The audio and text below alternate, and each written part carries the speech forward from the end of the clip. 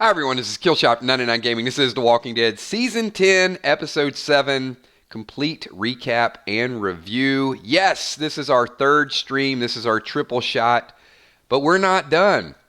Having a good time with the topics tonight. Really, we talked about Dante early and it transitioned to Lydia, and then we went to a Lydia stream on 999 Dead and it transitioned to Dante. So I think this is just the perfect just going to merge it all together, throw it in there, and get the complete recap. So I want to thank all of you guys for being here. Really quickly, you guys can see the Patreon army up on the screen. Thank you so much for everything that you guys do. And a lot going down with Carol and Daryl. Look, I know they're friends for life. I know there's a lot of, long time memories and situations and all of those things they've been through. But Carol is walking, She's testing the boundaries right now. And I'm worried about Lydia long term because of what Carol is actually doing and the vision. I mean, even to Lydia, Carol looks like alpha now. So interested to get your thoughts on that. But we're going to go through and do the complete recap. Last night we did the reaction video. We did some spoiler streams, a whole lot of stuff last week. We're probably not going to do triple shots every day. But a couple times this week, I think we're going to throw an additional stream over on the 999 Dead channel. How many people were here for the last chat we did on 999 Dead? Just a real quick show of hands if you guys had a chance to either catch that live or go in and watch the playback.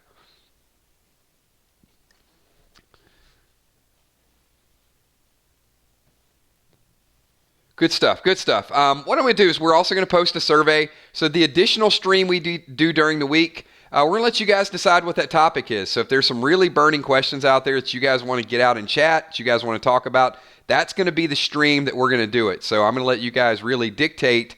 I do probably 10 streams a week. So that's really going to be the ones that you guys decide what you want to talk about. All right. So at the beginning of the episode, you guys saw it with the opening minutes, and I'm not just talking about this week. Every week we get a chance to see those teasers, those trailers. So we knew the flashback was going to be a big piece of that. And all season long, we talked about how it's going to go down. And just really curious, how many of you did not see the spoilers? And when you watched it last night, it was the first time that you had seen it. So didn't know any information and were just watching it in real time. Very curious to see, how many people were completely shocked by it. Because look, spoilers isn't, they're not for everybody. I have to tell you guys, I love the spoilers, and it's just a difference. It's a preference, right? Some people want to be desensitized toward it. Some people just want that shock factor. And I think it kind of goes down to, I like to know what I get for Christmas. I don't like to be shocked with a present, a birthday present or Christmas present. I like to know in advance, and sometimes I even like to open it in advance. Let's just do it and get to it. And I think that's the thing with spoilers for me. We got real quick, Gushy, thank you so much.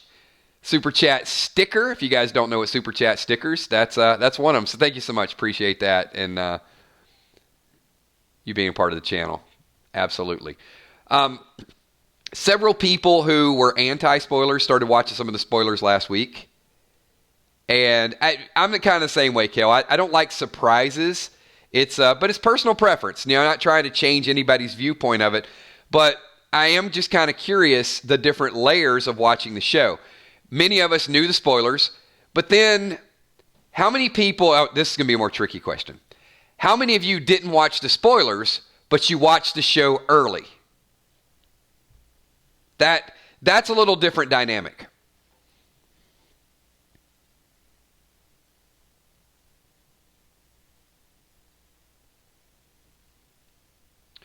Ruth, several other people, Chell,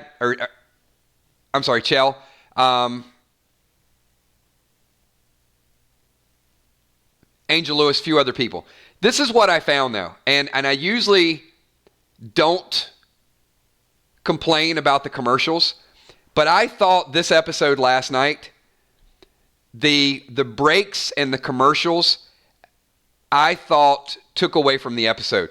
Because when I did the Saturday morning stream, I put a bold statement out there. I said, This is the best Walking Dead episode ever. And a lot of people that had not seen it yet, they're like, come on, dude. Kills, really? When I watched this in real time with no commercials, it was incredible.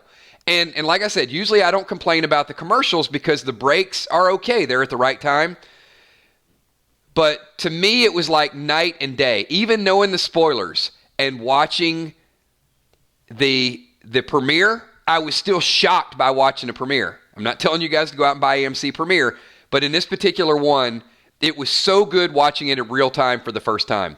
The commercials actually killed the mood for me watching the playback. Just the first time I've really noticed that major difference. We got, who we got in here? Pasty Face, you're the man, Kills. Keep it up. Thank you so much. I appreciate that. Appreciate the super chat, but absolutely appreciate the compliment and you being here and being part of the 99 Army as well. Hippo is in the house. Thank you so much, Hippo. Goucher, I don't think Dante has PTSD, just mentally ill or sicko. He was that way from the beginning.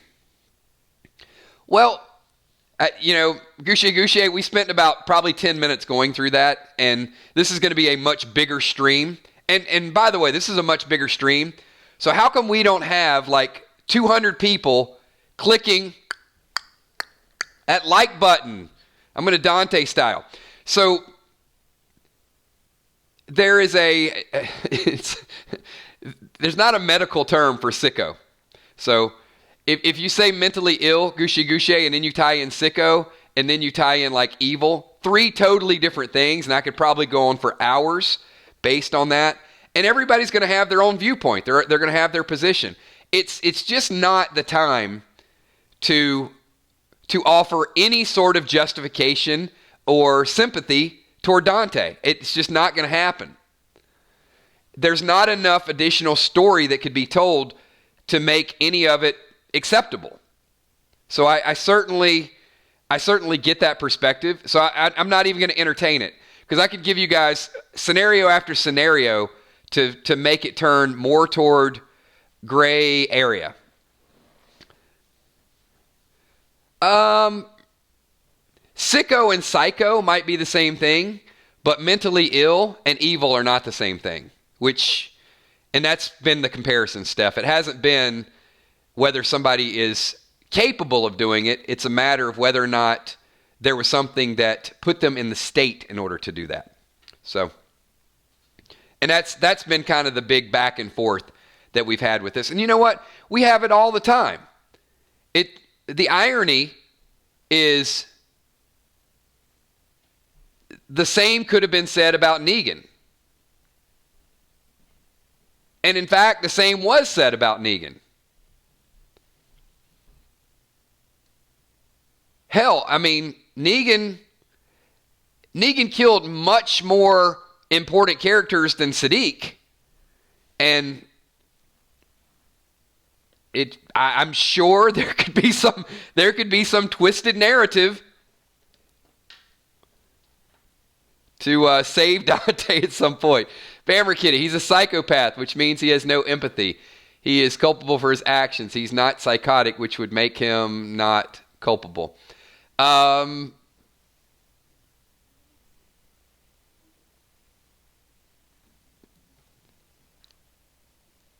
would still say not enough information. I'm going to say this. He's what you want him to be. If you saw enough information to make him evil, he's evil. If you saw enough information to make him suffering from PTSD because of what he went through in Fallujah, then he's mentally ill. So there is no, I could come on and put on a microphone and say, hey, he is this. It doesn't mean that he's the same thing to you. And so on and so forth. So Ecom, Dante and Gamma, both victims of Alpha's philosophy. She has plans, they're just pawns. We're moving on from it because it's going to get, I can see this topic becoming one of those with Dante that it's going to polarize the entire audience where we get to a point where everybody that makes the statement on it is going to say that they're correct on it. And so we're going to move on. Carol and the prison scene. So Carol pulls Lydia to the side. And I want to get your take on this because there are a lot of instances in last night's episode that certainly not all of us would have pulled. Would you guys side more with Carol or side more with Daryl in how Carol has worked the Lydia angle? We got Bugzilla. Most of the villains in the series, Gareth, Negan, and Governor, are sociopaths since they became bad guys because of the apocalypse.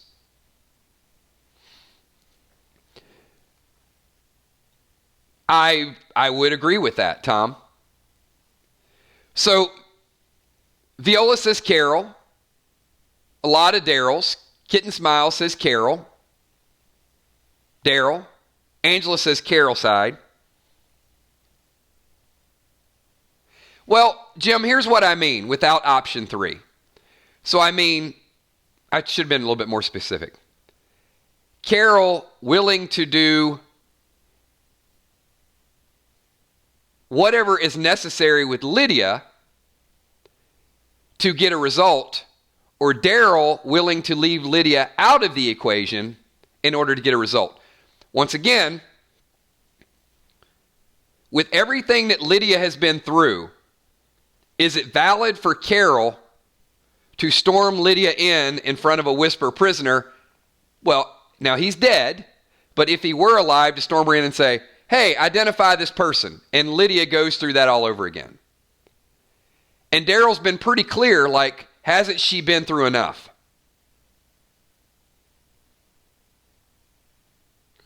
So, Joshua, Carol, many of you that are saying Carol.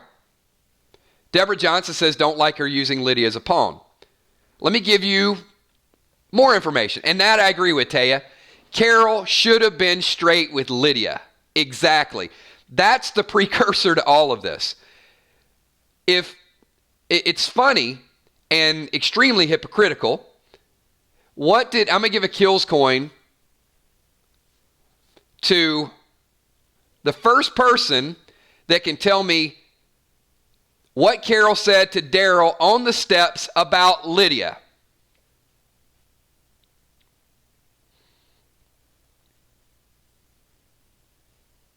Kills coin to the first person.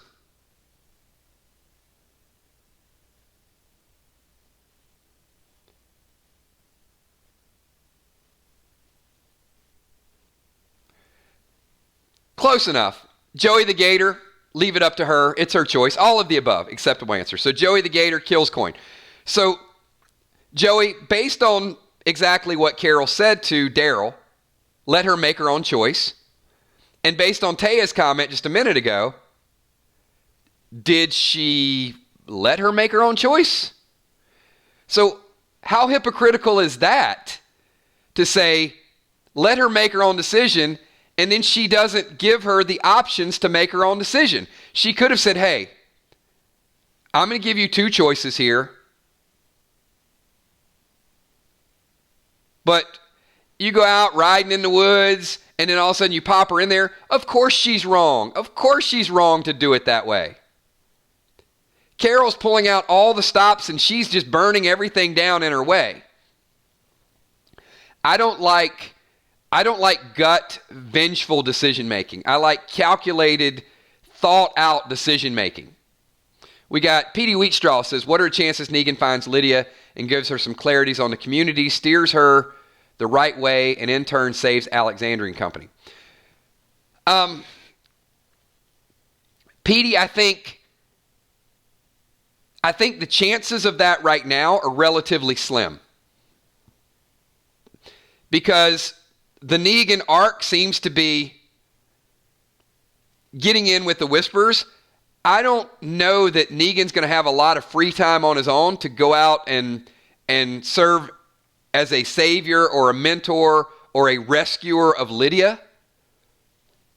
Unless it's some epic kill like killing Beta when everybody else is around. Dante has free reigns with Alexandria, but I think Negan is not going to pop out necessarily and, hey, girl, come over here. What are you doing out here? This and this. I think it's too early for all of that. Now, 9, 10, 11, later on, maybe. But it's hard for me to sort of see that story right now because I do think that there's a more immediate story, and that is going to be something with Gamma and Lydia. Because they're two of the more immediate wild cards. Gamma has more of a free range. She thinks she has a free range, although Alpha's keeping close tabs on her. I'm sure of that.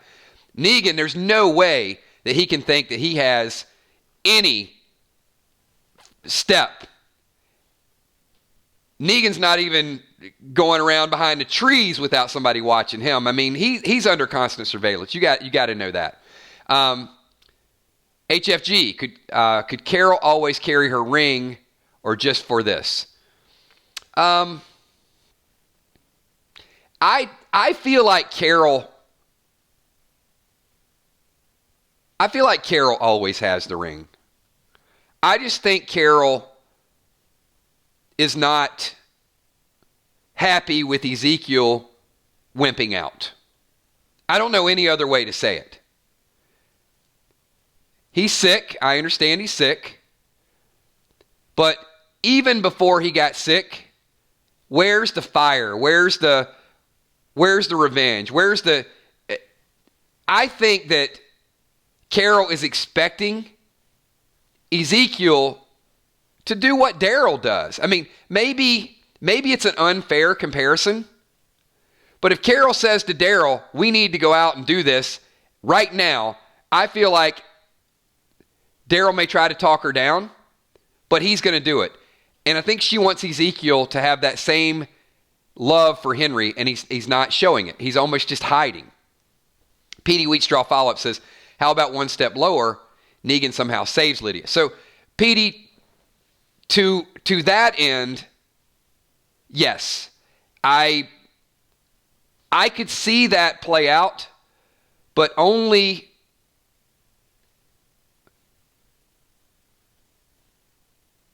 in a scenario where I don't think it's going to be Gamma. Like, I think a few weeks back we entertained maybe Gamma could go out and do something with Lydia. Now, Beta could see Lydia and want to kill Lydia to keep the whole Whisperer clan from just going crazy. That's the type of story that I could see play out. Is Beta finds Lydia, knows that if anybody else sees her, Alpha's got a lot of explaining to do. And if Negan happens to be on out one of those runs with Beta, then maybe Negan saves Lydia. But I see that a few episodes away because I still think the writers, we got this vague initiation from Negan. Now, trust is a very delicate thing. In Alpha's mind, Dante holding Siddiq's eyes open, that created some trust. I don't think she trusts Gamma. I think she's playing Gamma. Negan surviving. So here's kind of I think an extended Alpha thought. I'm trying to put my mind in the mind of Alpha, which is a very scary, dark place. So what would most people do if you're a Whisperer or your initiation, you're signing up to be a Whisperer, and the number 2 person leaves you to die surrounded by walkers? And this is a question for the group. If you kill all those walkers, what are you doing? And this is probably a common sense question, but I'm going to tie it into how Alpha evaluates loyalty. Exactly. Ecom hit it on the head. Heart of Nixie hit it on the head. If you are out there with Beta and he does something to get you surrounded and you think that it's the end and you kill all the walkers, you're probably getting the hell out of there.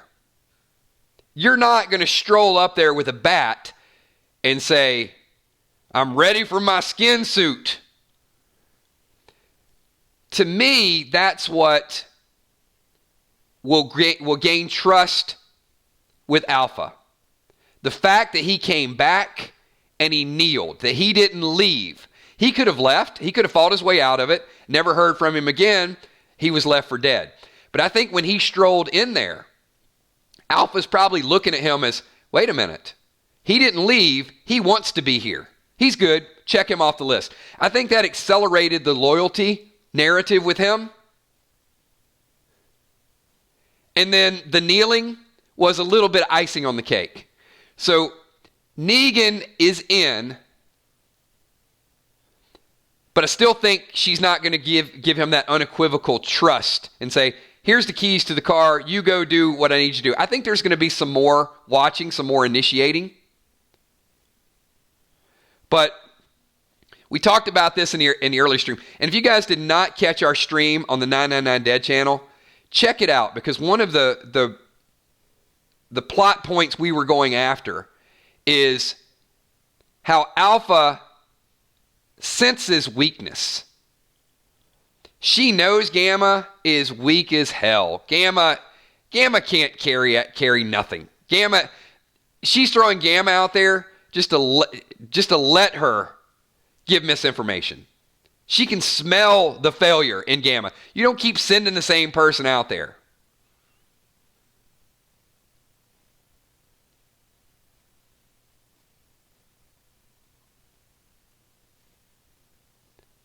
No doubt about it. So I'm going to go through a few of these from the recap because there were some really, really deep storylines. Aaron, a couple weeks ago, Aaron was crazy, borderline traitor, wasn't keeping an eye on his own people, and I was very, very definitive. There's no way Aaron is going over to the dark side. I'm not going to ask, people to be honest and admit there were a lot of people that were frustrated with Aaron. I was frustrated with Aaron because of his interaction with Negan, but I'm still not convinced that Aaron's not the person that let Negan out. Very likely could have publicly voted him to die and then had a change of heart and let him out. And I think when we discussed that possibility, it made a little bit more sense. And you can see that, well, let's think about this for a minute. Lydia gave Carol some advice. Let's give a kills coin to the first person that can correctly say in chat what that advice was. What was Lydia's advice to Carol?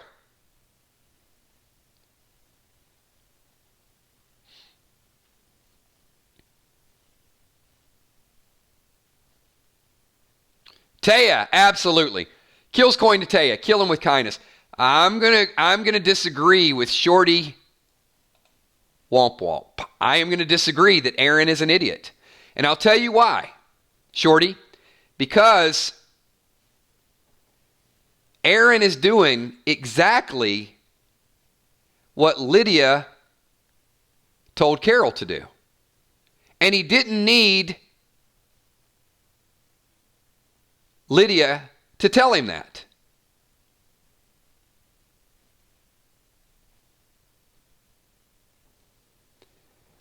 What happened when Lydia found out that Carol was using her?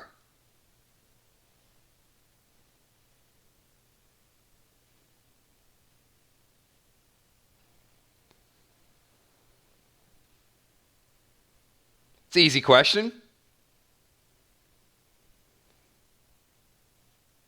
just like my mother, saw right through it. Why does Gamma keep coming back to Aaron? I've seen it, and look, you guys have a right to your opinion. He's stupid, he's an idiot, he's making mistakes. But why does Gamma keep coming back? Gamma doesn't look at Aaron and say, you're just like Alpha, you're just like Beta. The same things that we were complaining about with Aaron is actually the brilliance of Aaron.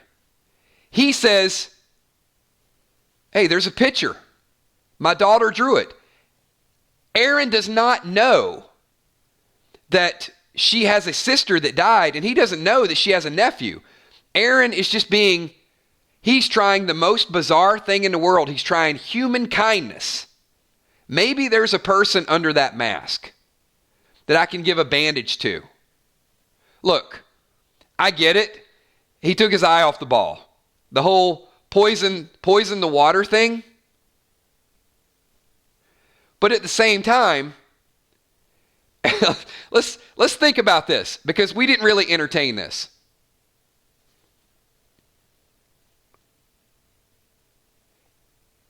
Aaron could have been laughing deep down inside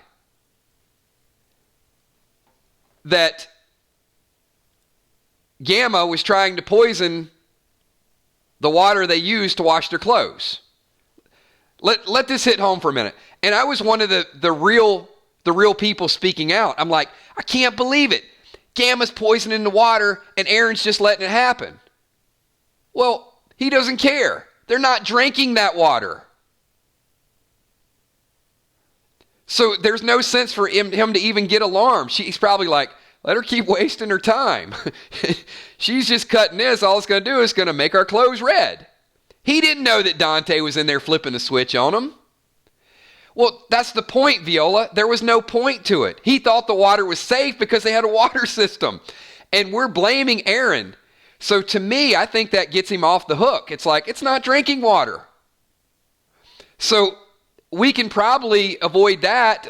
And look, I'm right there with you. I was making the biggest case in the world. He should run back. He's not. He's getting bread.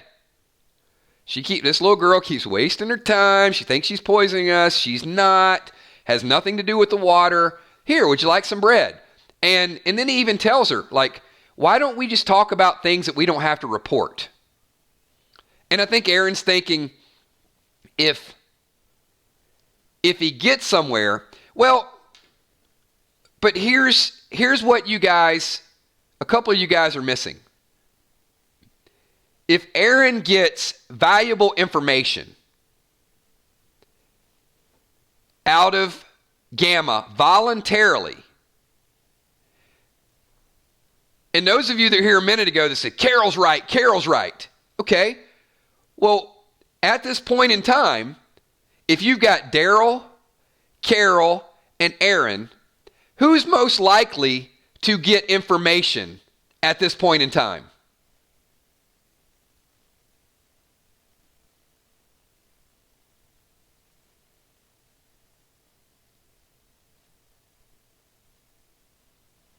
It appears to be Aaron, because Carol can't get any information.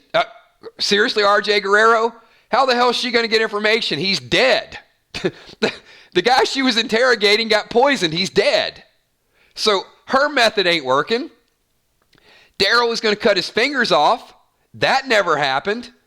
Aaron, the same person that we were blasting a couple of weeks ago for taking his eye off the ball, being an idiot, potential traitor, Aaron is the one that's going to get some information from Gamma. Now, if Alpha's feeding him BS, then he got the information. It wasn't good information. But still, his method is working. It's funny.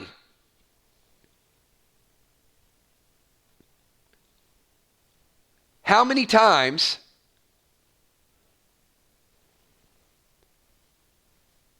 well, let's go back to Lydia. Ecom says maybe Aaron finds the herd through Gamma. Absolutely. So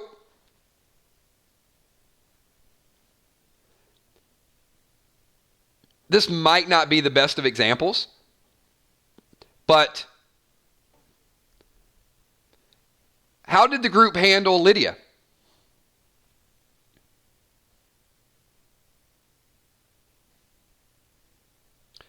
In the beginning, it was a little rough, right?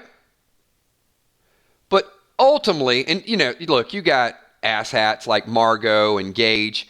No, I'm talking like, Ron, long term. Not well, but ultimately, she said, "You are my people, this is my home." So ultimately, they did take care of her. They could take better care of her, but one would argue Daryl sees her like a daughter. Daryl cares about her. So there's exceptions, but Lydia said, point blank, you have to kill him with kindness. An idea like that, she can't stop it. So it worked with Lydia. Lydia's given firsthand advice that it happened. And now Aaron is doing exactly what worked with Lydia. Because that's who he is. Now, Aaron was a madman with Negan.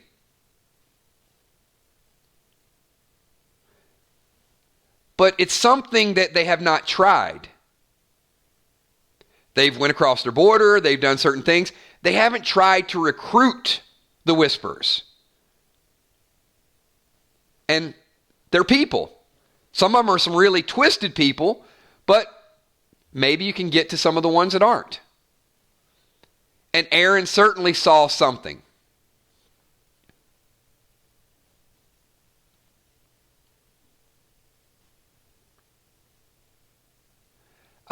Shorty, I would say Henry was kind to Lydia.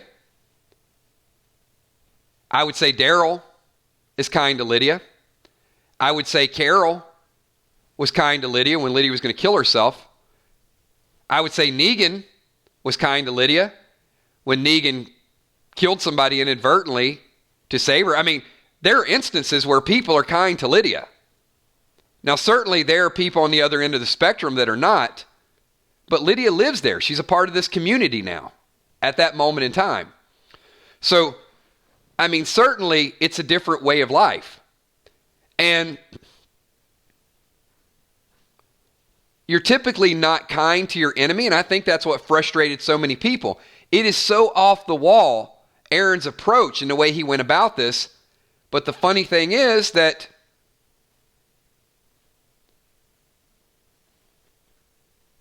we might get some good information out of it.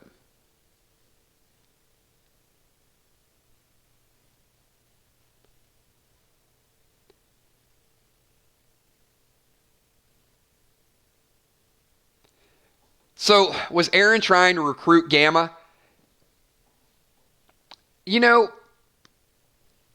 Little cheat. I think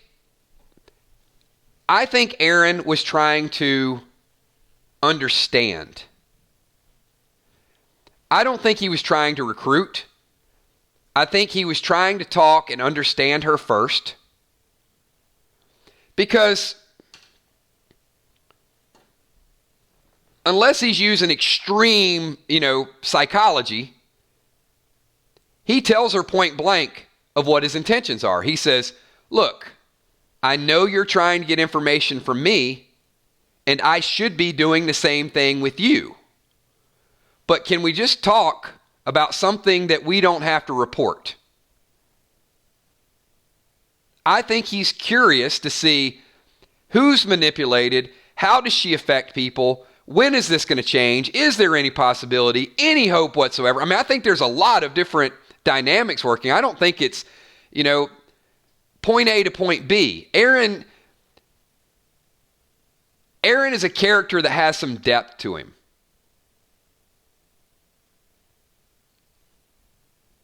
I like to think many of you, our audience has a lot of depth. I would think most of you, if you want something and you know it's going to be a little tricky, I don't know that you're just going to go out and blurt it out or be blunt about it, knowing it could ruin your chances of getting that. I think you might look for the best strategy and figure out how it's going to impact you, how it's going to impact them, how it's going to impact others, how they're going to react to things. If you look at the dynamics of the conversation with Aaron and Gamma, how many times has Gamma stormed away from Aaron? Where Aaron was in the middle of saying something and she left.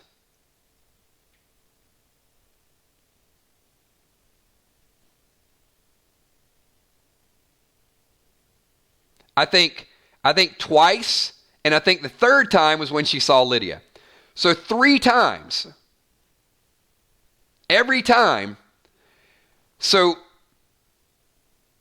it almost shows a childlike immaturity.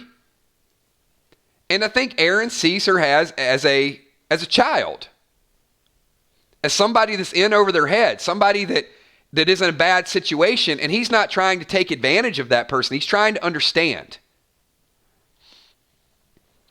And if you guys saw the opening minutes from next week, she comes back again.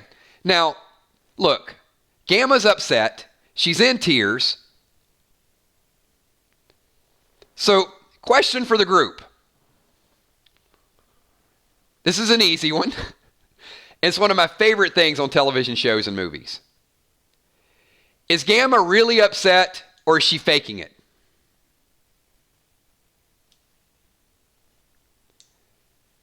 And how do you know?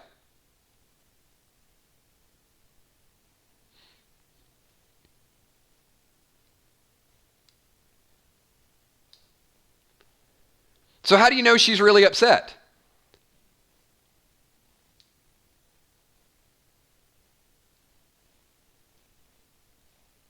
And I know a lot of people are going to say, because she's crying.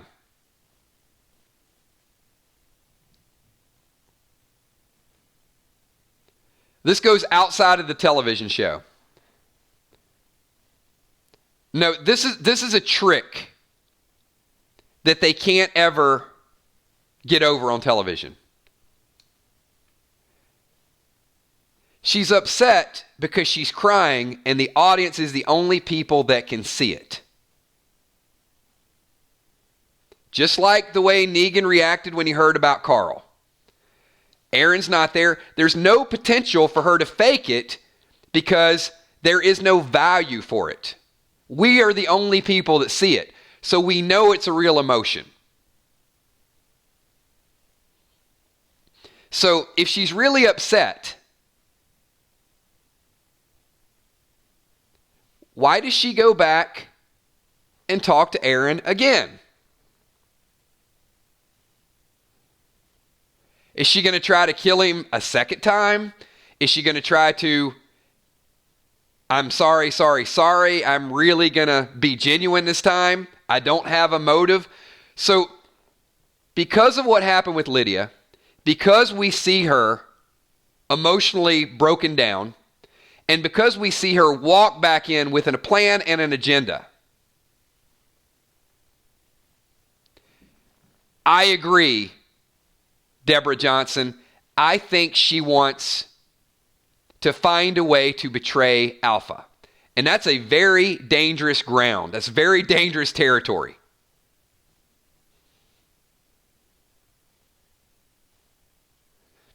Because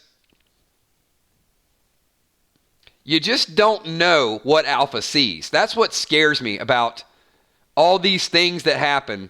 They saw our group doing some things that they shouldn't have seen. But because they know what's going on, I feel like betraying Alpha is a dead-end street. But I do like the fact that Aaron's approach on the surface is going to work. Now, whether the results work and the information he gets out of it, but I don't know who it was. It might have been mixologist. One of you guys said a little bit ago that is it possible that Aaron will get information about the Horde, and we do know. I mean, you know, we saw the teasers. Like, you know, are we listening to the whispers now? Are we listening to them? Yeah, why not?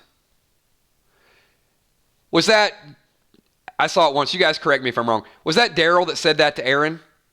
Like, are we listening to the whispers now? Are we listening to the enemy now?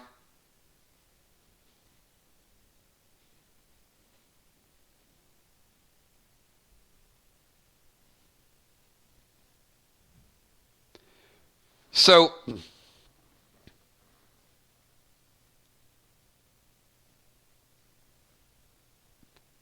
I find it a little bit, I'm not going to keep using the word hypocritical. I find it a little bit bizarre that if Daryl would say, so we're going to trust a whisperer now, when that really was what they were trying to interrogate the whisperer. I mean, if the whisperer tells you something under duress, then you're probably going to trust what they say. It's just a different way of extracting the information. So I find that a little bit, well, you know what? I do find it hypocritical, honestly. There's no other word to describe it. Because if it's to Aaron, and if Aaron gets information through being nice, and then Daryl says something along the lines, are we going to trust a whisperer? But then if you would have got the information from the one that you were about to cut his fingers off, then I think the same could be said, like, are we going to trust a whisperer? Same thing. You're either going to trust them or you're not going to trust them.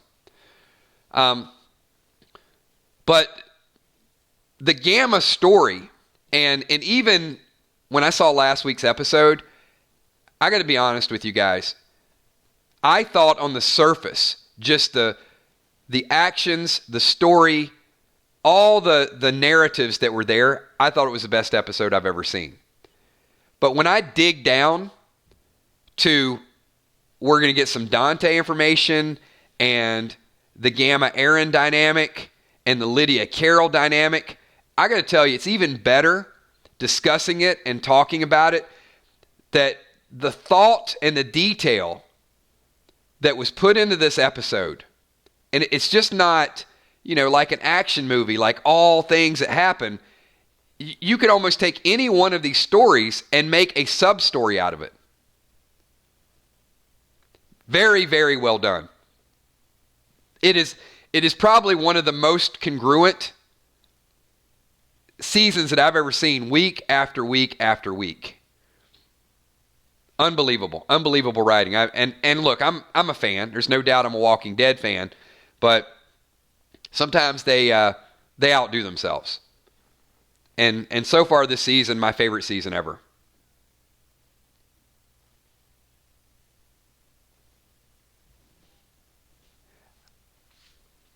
I would also say this because, there's the pundits out there that when 100,000 viewers are lost, you know who they are, right? They're the first people, Forbes magazine, a couple other people. It's like Walking Dead, lowest ratings ever.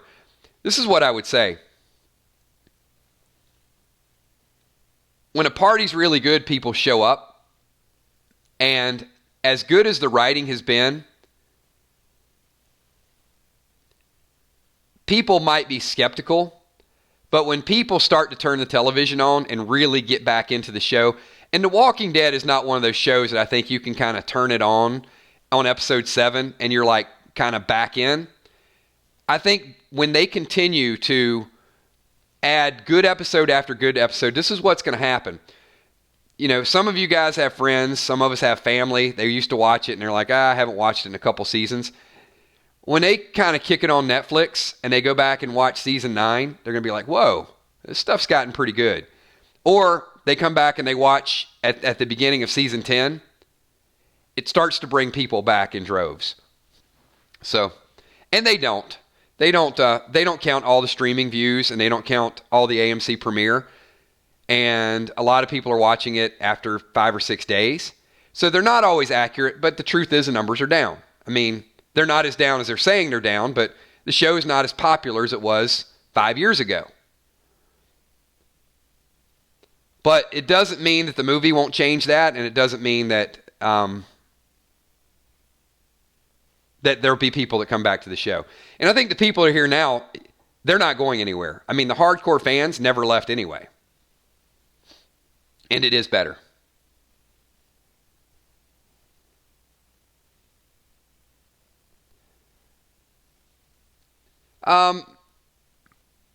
Little cheat, and you know what? That's a great question. Do ratings matter? To an extent, they do. You know, whether a show has 5 million viewers or 4 million viewers, no. But whether a show has 5 million viewers or 500,000, absolutely. So, it just depends. More ratings, more Nielsen ratings, more advertisers, more money, longer story, more money people make, the longer they stick around. I mean, that's always going to be the reality. And television ratings are down. I'm not going to make this all about ratings. I think, but I will tell you this, The Walking Dead is a healthy franchise. It's very healthy. It's the number one show on AMC. So all television ratings are down. It ain't going anywhere. Trust me when I tell you, they could do 5 more years strong and not blink an eye. It's not going anywhere. But the movie, I think the movie needs to be done right to bring in some new blood. And I think it will be. I got a lot of confidence that the big screen's gonna be an eye opener for a lot of people. All right, we got a few more minutes. I'm going to open it up to just some general topics from last night's episode. I got a few more, but I think we're going to extend some of this chat tomorrow. We're going to do an early stream at 7:30 tomorrow. We're not going to do the triple shots, so we will not be on the 999 Dead channel tomorrow. We're going to do a 7:30 and a 9:30, and then on Wednesday, we're going to do a 7, an 8, and a 9:30, just like we did today. So there'll be a lot of activity over the next couple days. But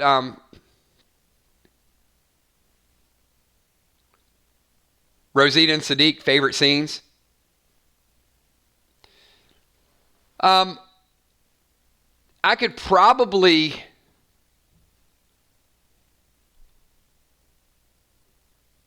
We'll probably do one of those tomorrow.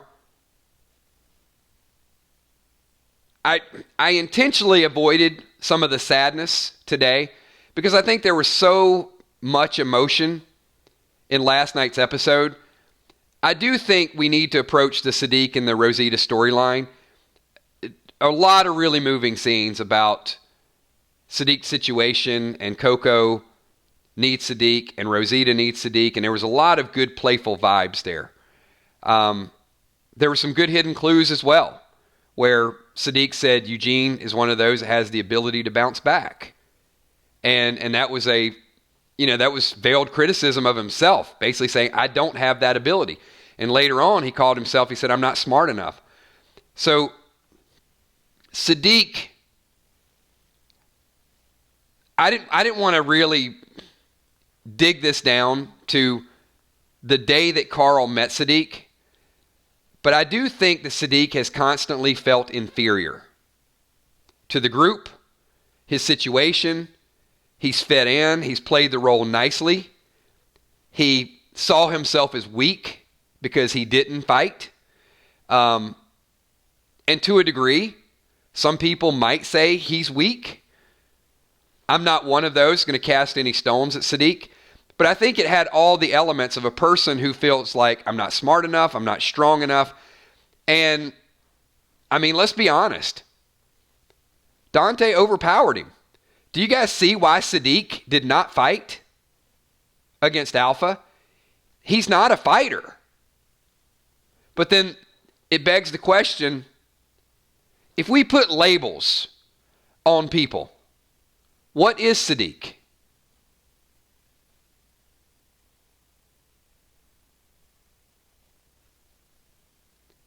It's a tough question, isn't it?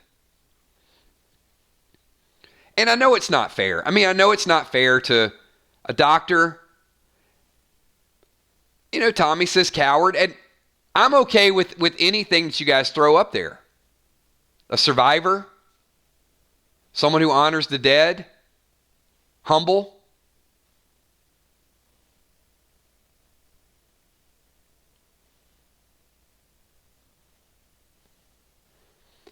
And I knew that this topic would draw a lot of interest, which is why it's going to be one of the topics that we talk about tomorrow night. I just wanted to be kind of a day removed because, look, many of us got the spoilers last week, so we've been kind of internalizing a lot of this. And then And then we do Play Dead Live, and you're still carrying it around, and then you watch the AMC and you do the spoilers, and then you finally get the reaction video where it's like, okay, we can talk about it with everybody. And then tonight, I think I just wanted to kind of be away from it a little bit. And then tomorrow night, we're going to dig back into, there's a lot of tragedy in that situation. But let's table that for tomorrow. Hey, everybody, we're 50 minutes in. This is our third stream of the night. I'm still good, man. I'm going strong. I think somebody told me to take a couple days off because we're stream after stream. But I love hanging out with you guys, and you got so many good topics, the thought process.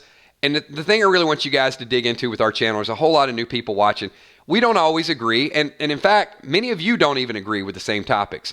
But I love the respect and the professional nature that each of you have, evaluating each other's opinions, talking through everybody's opinions, seeing other point of views, and that's the way that we really get to our best, deepest theories, is to acknowledge other people's opinions and viewpoints. And I completely respect everybody's viewpoints. Don't agree with all of them, but you guys don't agree with all mine either. So what? That's the way we do it. I'm looking forward to seeing all you guys tomorrow night at 7:30. It'll be on both streams tomorrow night. Will be on this channel. We will have a Walking Dead topic, and then we're going to continue with our recap, because I was going to do the full recap tonight, but you guys had so many good, passionate comments that sometimes we get a little bit off topic. And that's okay too. You know why? Because it's our channel. We can do whatever we want to do. And that's because of each and every one of you. Thank you so much. Appreciate you guys. Quick special shout out to the Patreon Army. Patreon Army support this channel through a third-party website. They're amazing. They're my partners. They get polls, surveys, a couple behind-the-scenes pics. You guys are interested in becoming a Patreon, there's a link down below in the comments. You can sign up, and you can be involved in that too. We also, every Friday night, we do Freestyle Friday, and we play this little game called Play Dead Live. Are you guys fans of Play Dead Live? Are you guys enjoying what we're doing with it? Because I had a great time last Friday. That game is brought to you by the sponsors in the top right-hand corner. They are some higher-tier patrons. They do an amazing job, and just some really, really cool stuff. You guys have not participated on a Friday night, hang out with us. That would be awesome. Our green team, you guys can see all the green team. They are channel members. They get custom badges. We got people who've been here for 2 years as members, and they also get custom emojis. So if you guys are interested, there's a join button. Super chatters, thank you so much for everything you guys did tonight. When you guys super chat, percentage of those proceeds go to help the Humane Society. I love pets, but thank you so much for your super chats. And anytime you guys super chats, I'm going to stop whatever we're talking about, and I'm going to read your comment. And a shout out to the moderators, Emmy, Steph, Tommy, Kells. Best moderators anywhere on any channel. Unbelievable work the moderators put in. And last but not least, each and every one of you, because we're only 52 minutes in, can you guys do me a favor? Everybody that wants a shout out for you or a family member or somebody, give me a quick 999 in chat right now. No matter how big we grow, I'm always going to say it's all about you guys. This is your channel. So Ron Burgundy Moore, thank you so much for everything that you do. Appreciate you being here. Cheryl Tuck, Debbie Feaster, Joey the Gator, Ron Sosa, thank you, DD Ohio, Bamber Kitty, HFG, Johnny Metal. I saw Trigger a little bit earlier. Bones is in the house. Jason Mixologist Daily, Jim 09, Samantha Coombs, Colma Drug, Karen Reif, Maurice Gamble, Angela Lewis, Rebecca Mendez, Roxanne Dunlap, Ziggy, Julia Muse, Petey Wheatstraw, 9 to the 9 to the 9. Thanks, Anne Marie, Taya. Great conversation tonight, Taya. Really appreciate some of your thoughts. I noticed them. You guys, a lot of good thoughts, but some really, really good ones go above and beyond as well, too. Julie J, thank you. J Spot J, Ocean Man, good to see you again. CSI Detective. What? Wait a minute. CSI Detective? What happened to my Trigger? Oh, well. She got her own name now. Eric C, Hippo in the house, thank you. Jan Step, Heart of Nixie, thank you so much. Planet Earth, Deborah Johnson. Northside Queen, pleasure seeing you as always. Patrick Ivers, good to see you, my man. Angie Homan, good to see you, Angie. Julia Muse, I might get some double shout outs. Gina Crockett, I might shout some of you guys out 3 times. But if I miss you for some reason, it's not intentional. Screen scrolls really fast, and I'll catch you in the next stream. James Kelly, thank you. Appreciate you as well. Jessica Gonda, thank you. Who else we got? We got last call, everybody. 10 more seconds. Speak now or speak tomorrow night. 9, 8, 7, and that's it. Thanks, everybody. See you tomorrow. Peace.